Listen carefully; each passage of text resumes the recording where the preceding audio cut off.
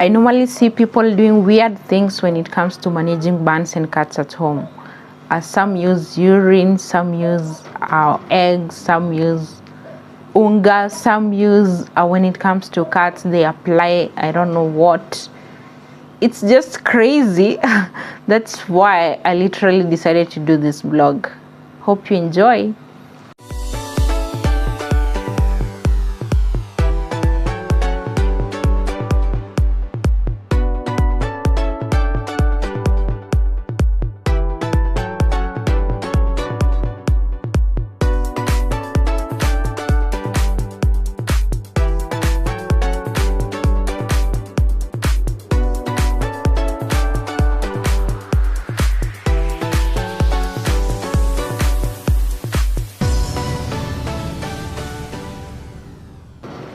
Hello my great people, welcome back to my YouTube channel to talk about first aid management of cuts and burns at home.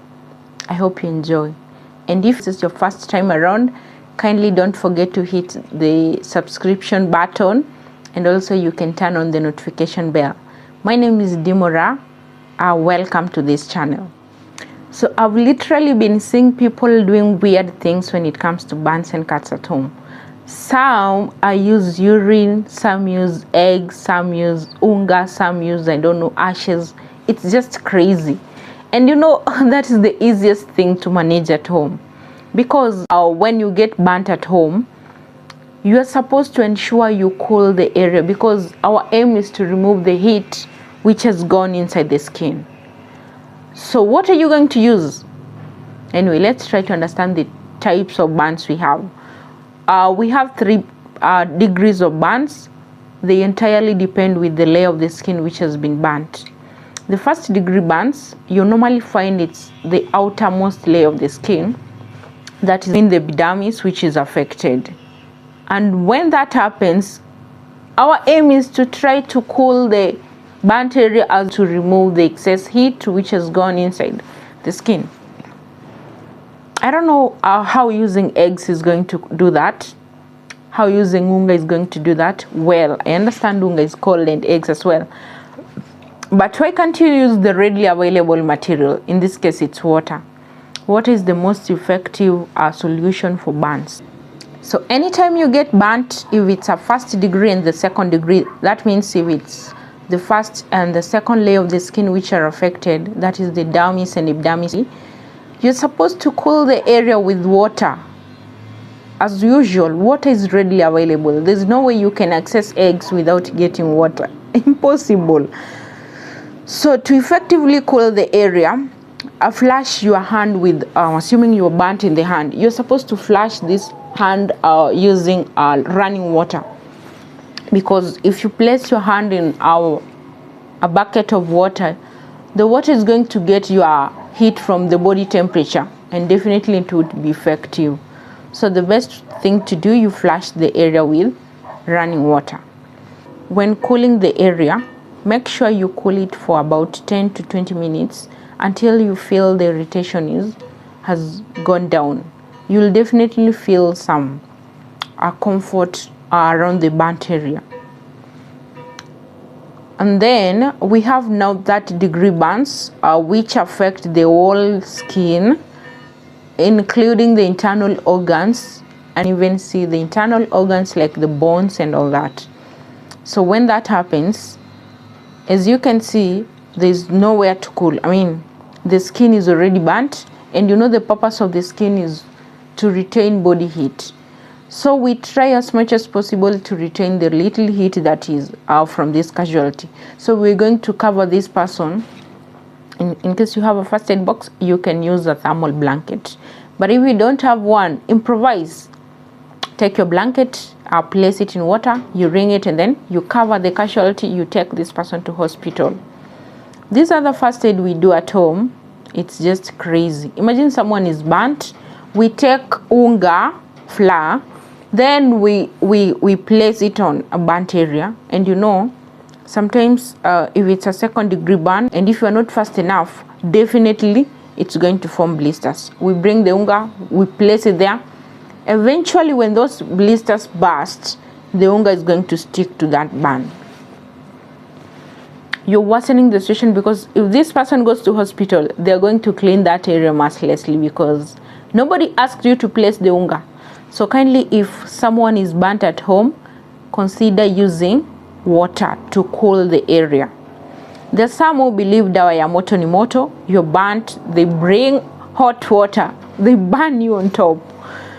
Really, we are trying to remove the heat which has gone inside the skin. So using hot water, you're not going to help this person. Using urine, you're not helping this person. Kindly use room temperature water to cool the area. Sometimes I see people applying ice cubes to the burnt area. Do you know the ice cubes burn? They cause what we call frost bites, kuchomwa na ubaridi. Someone has been burnt and you're burning the area with something else. That's so wrong. Consider taking this person to hospital. I have a scenario, but I told you I'm not a good storyteller for that one. It's a story for another day.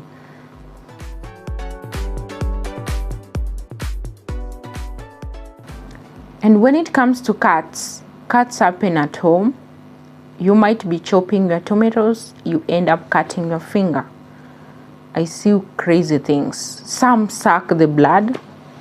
Why are you sucking that blood? I mean, where are you taking it? Back to the body? Seriously? No, that's wrong. Some wash the area until the blood stops oozing out. Others, they now take salt, chumvi, wanamwaga kwa kidonda.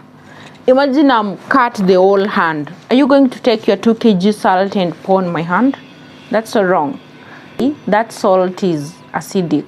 Definitely, it's going to prolong your healing process because number 1, it's going to dry the area. Number 2, it's going to kupanua the kidonda. So that's so wrong.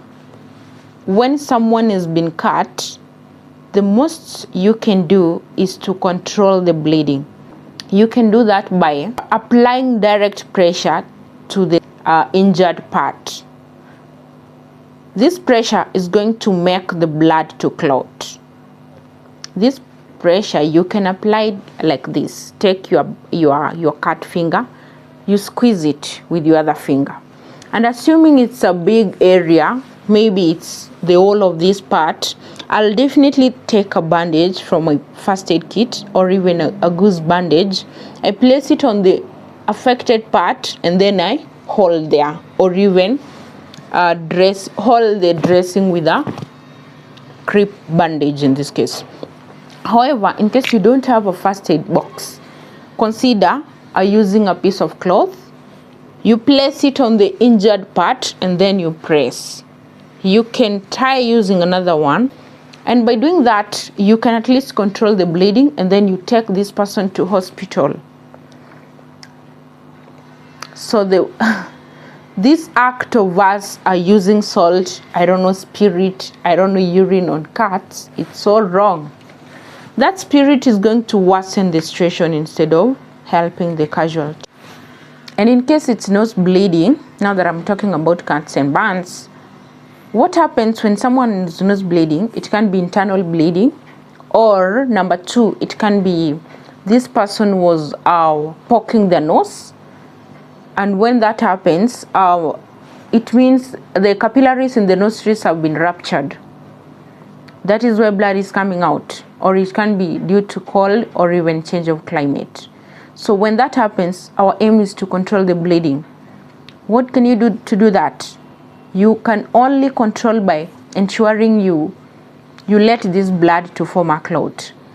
The only way you can do that is pinching the soft part of your nose like this, and then you lean forward. For some few minutes, the blood is going to stop.